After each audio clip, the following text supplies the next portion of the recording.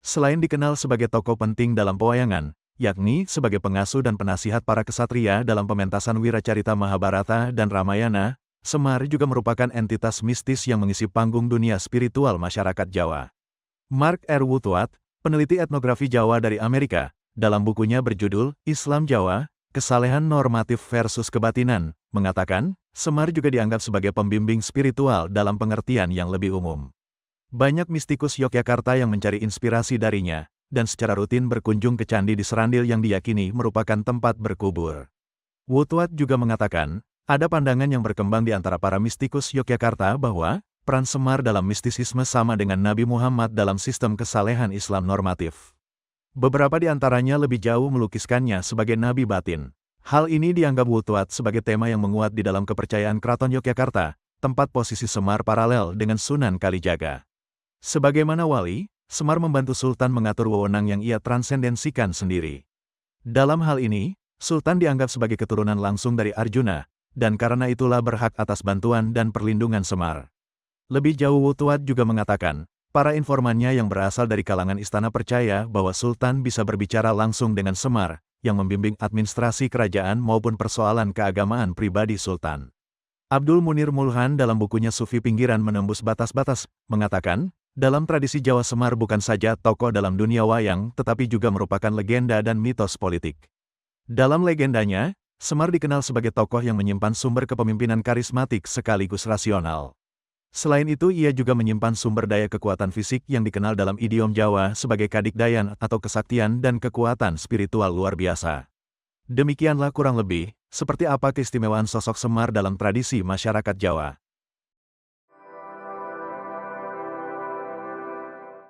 Seperti biasa, ketika saya mengamati sesuatu objek yang ingin saya cermati, pendekatan linguistik dalam hal aspek homofon menjadi salah satu fokus perhatian utama saya. Nama Semar, dalam pandangan saya, cukup homofon dengan cemara. Dugaan awal ini kemudian saya tindak lanjuti dengan mencari tahu nama lain dari pohon cemara. Hasilnya, saya menemukan hal menarik, dan saya pikir berpotensi menjadi puzzle penting untuk mengungkap asal-usul sosok Semar. Nama Latin pohon cemara adalah Casuarina. Nama ini berasal dari sebutan pohon cemara dalam bahasa Melayu, yakni pohon kasuari. Habitat asli pohon ini adalah wilayah Asia Tenggara, benua Australia, hingga kepulauan di Pasifik. Pertanyaan yang mesti timbul dari fakta ini adalah, mengapa pohon cemara juga disebut sebagai pohon kasuari oleh orang-orang Melayu di masa lalu? Apa yang mendasari hal itu?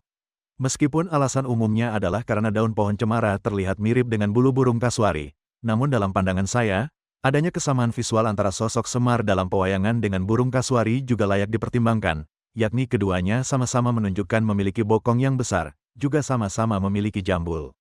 Lebih jauh, kita akan dapat menemukan pembuktian berikutnya dengan menggali makna nama lain dari pohon cemara yakni ru, atau aru. Ini juga merupakan sebutan lain pohon cemara atau pohon kasuari dalam bahasa Melayu.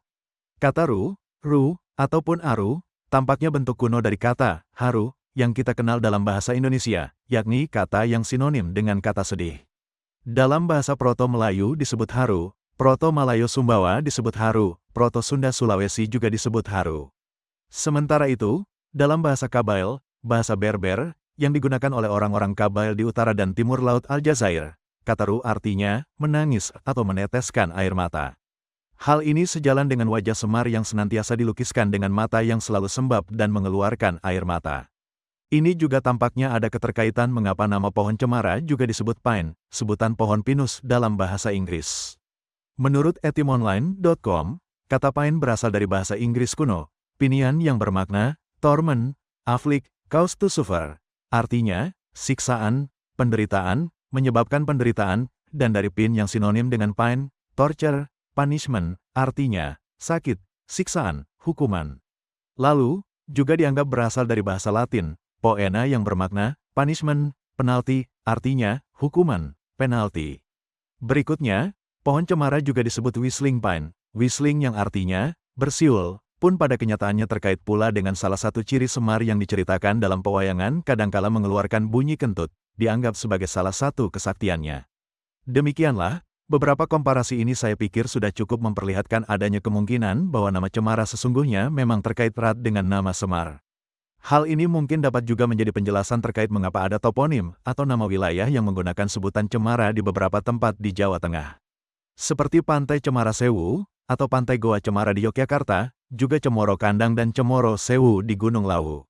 Dari uraian ini, kita dapat melihat bahwa simbol-simbol seperti mata sembab dan linangan air mata yang digambarkan pada sosok Semar, dapat lebih terurai makna metaforanya melalui penggalian makna nama-nama lain dari pohon cemara. Ini seperti menjadikan entitas pohon cemara sebagai ruang penyimpanan makna tersembunyi dari sosok Semar. Adapun mengenai hukuman dan penderitaan yang menyebabkan mengapa Semar senantiasa bersedih dan meneteskan air mata, dapat kita temukan jawabannya melalui penerjemahan makna nama lain dari Semar.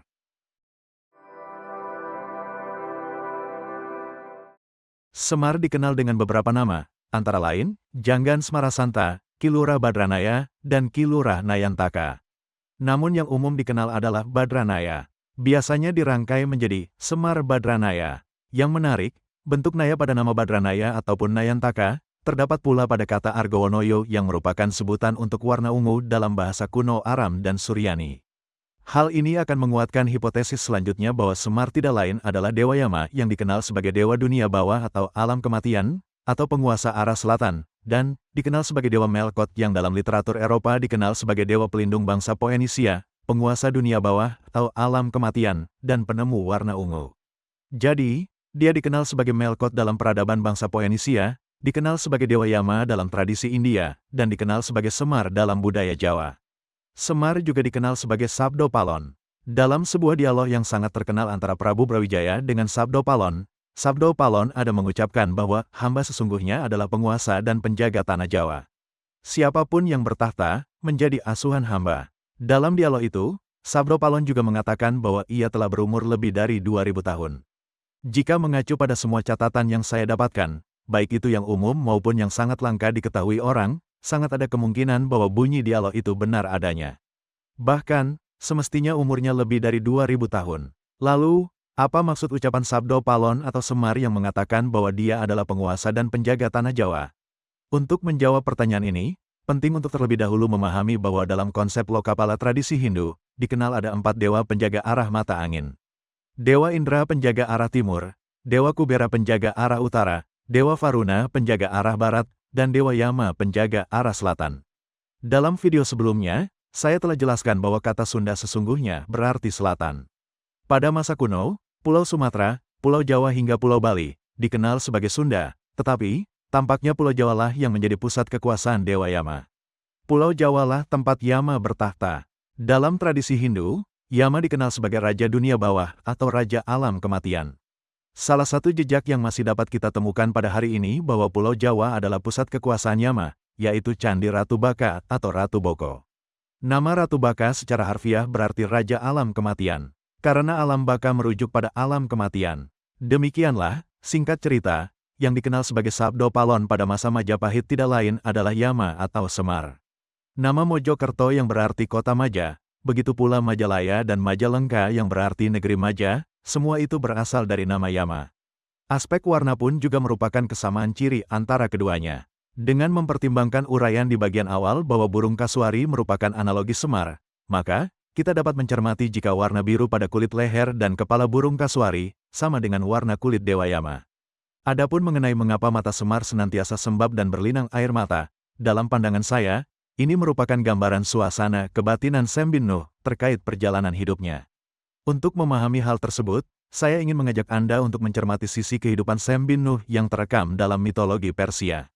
Sebelum saya memulai mengulas sejarah hidup Sam bin Nuh, saya ingin menyampaikan bahwa telah banyak sejarawan yang menyimpulkan bahwa yang dikenal sebagai Yima dalam mitologi Persia, tidak lain adalah Yama dalam tradisi Hindu, dan bahwa Yima ataupun Yama merujuk pada sosok Sam bin Nuh.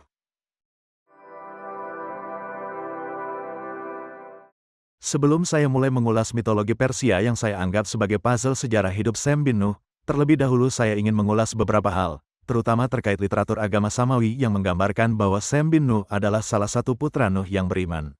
Beberapa sumber bahkan mengidentifikasi Sam sebagai nabi. Dalam tradisi Syiah misalnya, Imam Ja'far al-Shadiq telah menceritakan kepada rekan-rekannya bahwa Jibril mengunjungi Nuh ketika mendekati waktu kematiannya.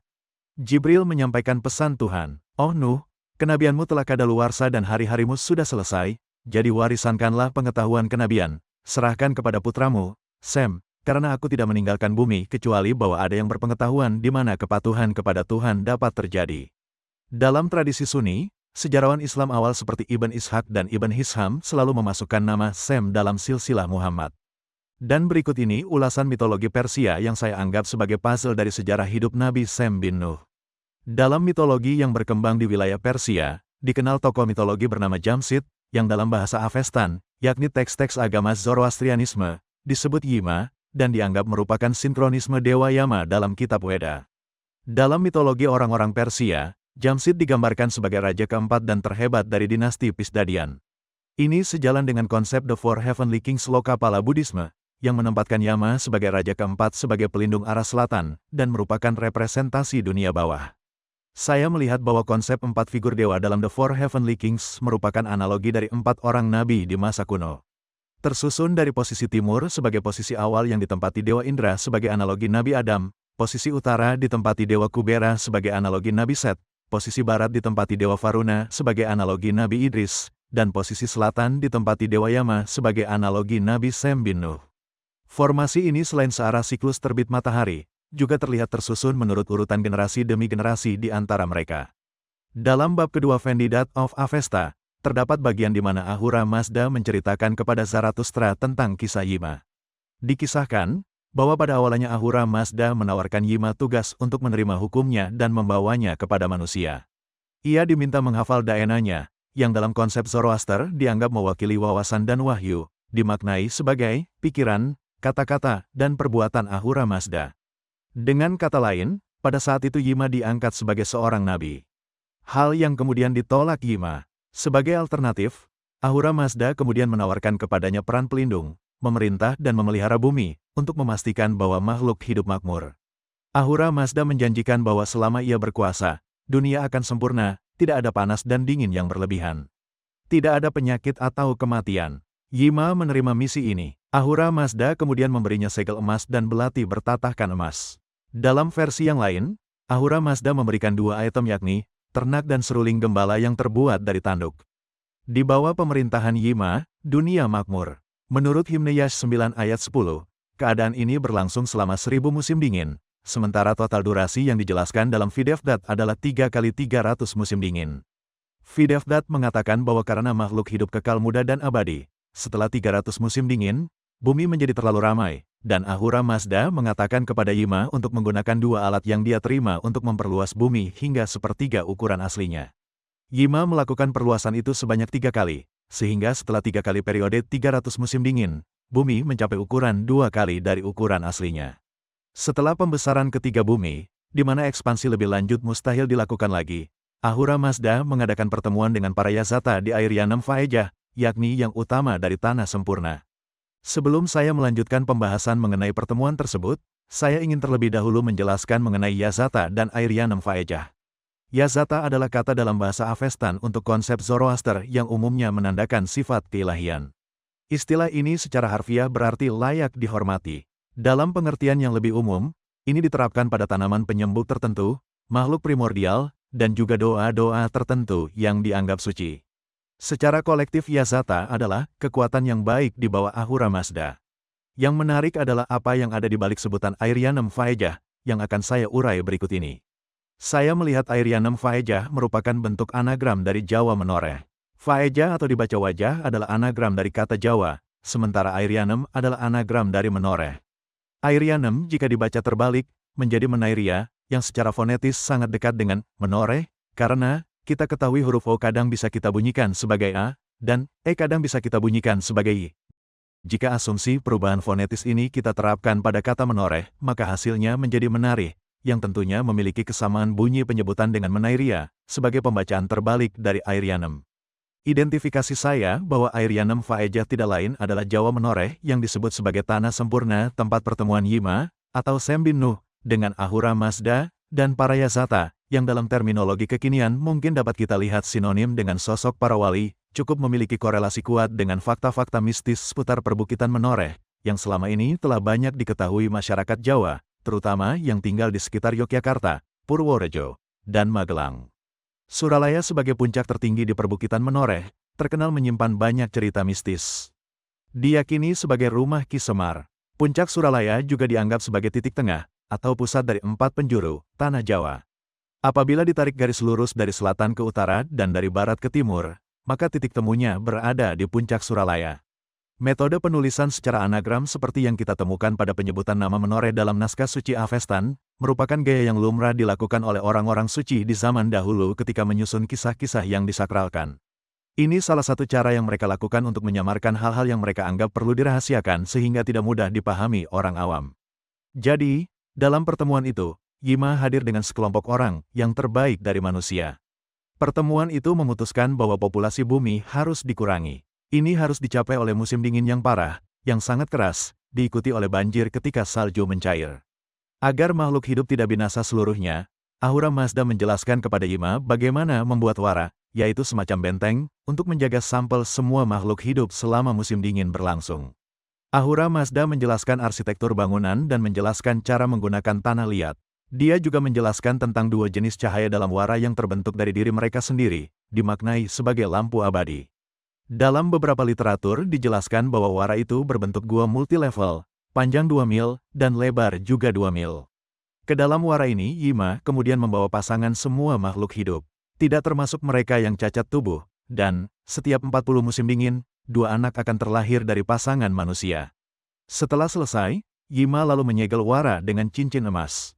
Dalam masa pemerintahannya, Yima memerintah seluruh makhluk di muka bumi, tidak terkecuali bangsa Daeva, yakni istilah bahasa Avestan untuk jenis entitas supernatural tertentu dengan karakteristik yang tidak menyenangkan, daemon atau setan dalam terminologi masa sekarang.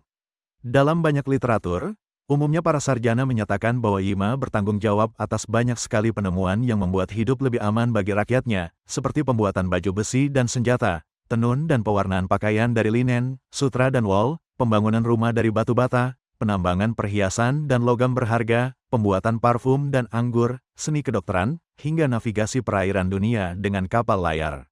Yima dikatakan juga membagi orang-orang menjadi 4 kelompok, yaitu Katousians, yakni para imam yang melakukan pemujaan Ahura Mazda; Neisana, yakni para pejuang yang melindungi rakyat dengan kekuatan mereka; Nasoudians, yakni para petani yang menanam gandum yang memberi makan orang-orang; Hotohoshian, yakni para perajin, yang memproduksi barang-barang untuk kemudahan dan kesenangan rakyat.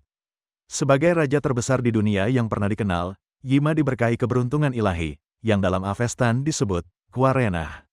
Quarenah secara harfiah adalah konsep yang merujuk pada kemuliaan atau kemegahan, tapi dipahami juga sebagai kekuatan mistis ilahi. Kata ini berkonotasi kemuliaan kerajaan ilahi, yang mencerminkan pemberdayaan aspek ilahiyah yang didapatkan para raja. Istilah ini juga membawa arti sekunder, keberuntungan, yakni bahwa mereka yang memilikinya dapat senantiasa menyelesaikan misi. Yima disebutkan memiliki keberuntungan ilahi pada tingkat tertinggi di antara mereka yang terlahir, seperti Zarathustra dan seperti Mitra. Dikisahkan bahwa pada suatu hari Yima duduk di atas singgasana bertabur permata, dan para Daeva yang melayaninya mengangkat tahtanya ke udara hingga ia terbang di langit. Rakyatnya, dan semua bangsa di dunia, kagum dan memujinya. Yima juga dikatakan memiliki cangkir 7 cincin ajaib yang diisi dengan ramuan keabadian dan memungkinkannya dapat mengamati alam semesta. Dalam riwayat Persia, terdapat kisah tentang Yima ketika dia dipanggil ke hadapan Allah dan diberi kekuasaan sebagai raja atas dunia dengan tanda kebesaran, cincin segel, tahta, dan mahkota. Ketika kembali ke bumi, ia turun di Gunung Alborz, dan orang-orang yang melihat ke arah itu, diriwayatkan bagai melihat 2 matahari, salah satunya adalah Yima. Sejak hari itu, sebagai manusia abadi, Yima memproklamirkan dirinya sebagai Raja Alam Semesta tepat pada hari Tahun Baru.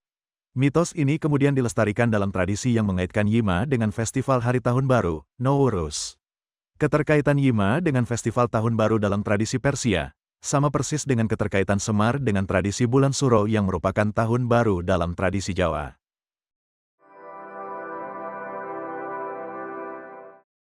Dalam mitologinya, kesombongan Yima dikisahkan tumbuh seiring waktu, ketika ia mulai lupa bahwa semua yang dimilikinya adalah berkat dari Tuhan.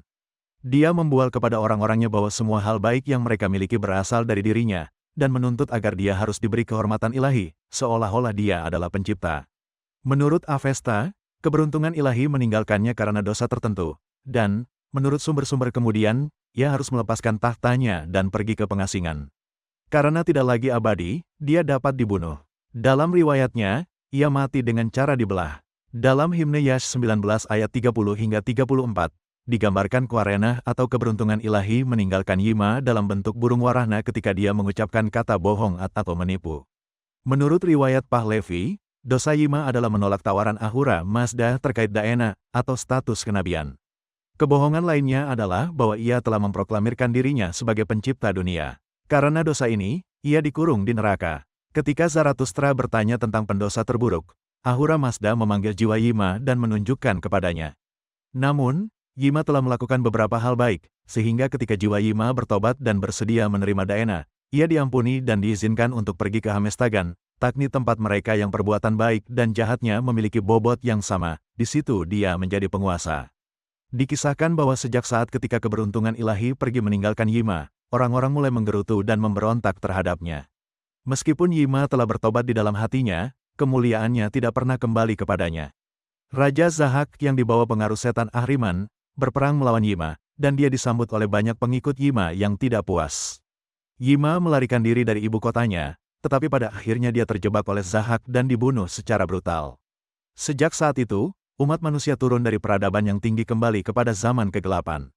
Tradisi Persia Shahnama memberi rincian lebih lanjut bahwa setelah 100 tahun bersembunyi, Yima muncul suatu hari di Qin, di sebuah pantai. Di sini Zahak menemukannya dan memotongnya. Menurut Varnama dan sebuah puisi tentang Yima, ia terbunuh di Cina, di hutan, tempat ia bersembunyi di dalam pohon. Ketika persembunyian Yima diketahui, setan kemudian memberitahu Bifaras, atau Zahak, yang kemudian datang dan mulai menggergaji pohon tempat Yima bersembunyi. Ketika tubuh Yima telah terpotong, matahari menghilang, suasana menjadi seperti malam, tetapi ketika mereka kembali keesokan harinya, tubuh Yima kembali utuh. Ini terjadi sekali lagi sebelum mereka dapat membunuhnya. Dari sini, kisahnya berlanjut pada bagian di mana Yima dikirim ke neraka, tetapi kemudian jiwanya bertobat dan dikirim ke Hamestagan, di mana ia tinggal selama 1000 tahun sebelum diterima di Garotman atau surga.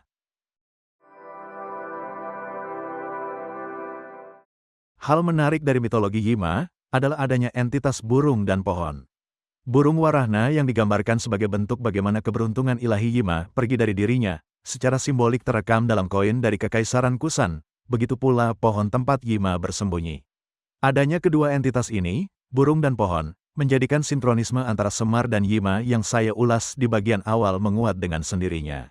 Yaitu tentang burung kasuari dan pohon cemara. Jika dalam mitologinya, Yima dikisahkan bersembunyi dalam sebuah pohon, maka di lain kesempatan, giliran jati diri Semar yang bersembunyi di balik pohon cemara. Jadi, dia pernah bersembunyi di pohon secara fisik dan juga secara abstrak, yakni identitas atau jati dirinya, seperti yang telah saya ungkap di bagian awal, yakni puzzle pohon cemara.